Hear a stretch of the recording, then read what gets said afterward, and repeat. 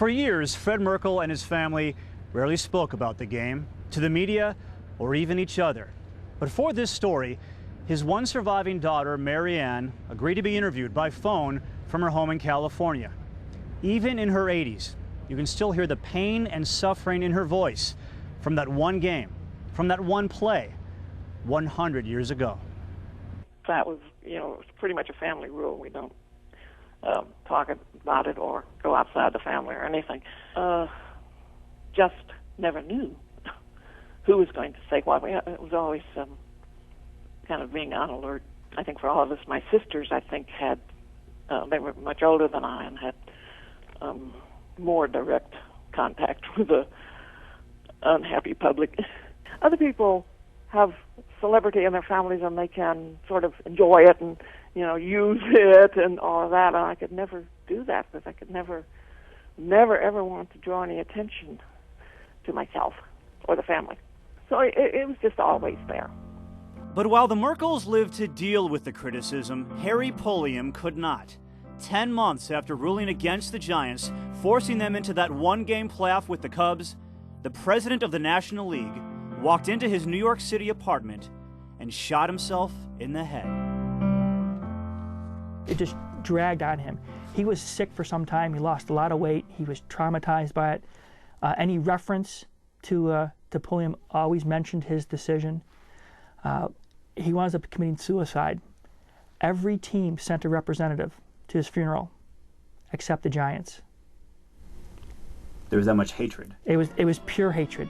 But the shot heard in Pulliam's apartment was just the start of an odd course of events related to the Merkle game that is knee-deep in irony and has some believing that it may have triggered, of all things, the Cubs' 100-year curse.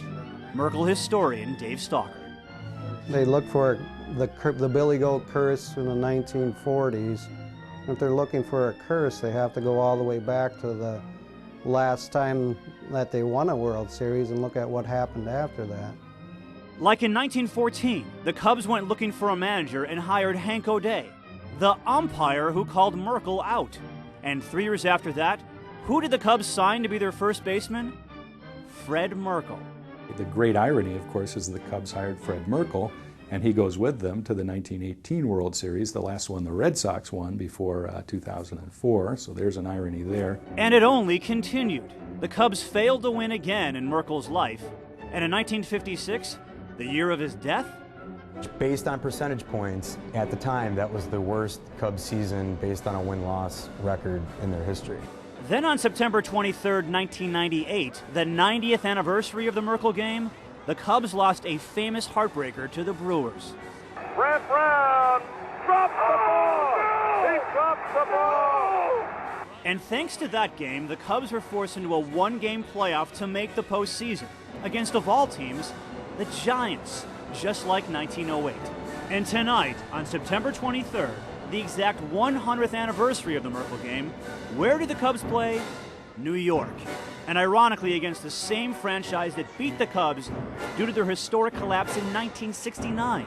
That's way back there. It is caught and dropped by Young. How perfect is that? You got to get scared if you're a Cub fan, We're coming into the, as Jack Burkhouse said, any team can have a bad century. And we're coming right up to that centennial, and this could be the year for the Cubs, and we Cub fans sure hope that it is. But the shadows are falling, the black cats are loose, that's amazing. September 23rd, the Cubs are going to be at Shea Stadium. Wow, I better get down there. After retiring from baseball in 1926, Fred finally returned to the Polo Grounds in 1950 for an old-timers game with his daughter, Marianne, going back to the site of his infamous play. There was a long-standing ovation when they announced Fred Merkle's name. 40 years later, finally Merkle had some peace. So there he is, old man, he's in a suit, he's in tears. And he said, this was not how it was supposed to be. He wanted to be a Giant, but he couldn't be a Giant. But finally people were letting him back in. And today, Fred Merkle's presence can still be felt.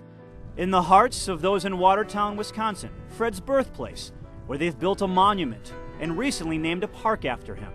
At a watering hole down the street from Wrigley, where they pour drinks and dream of a World Series. And if there is a curse, and if the Cubs finally end it, hopefully Fred will feel it, wherever he is.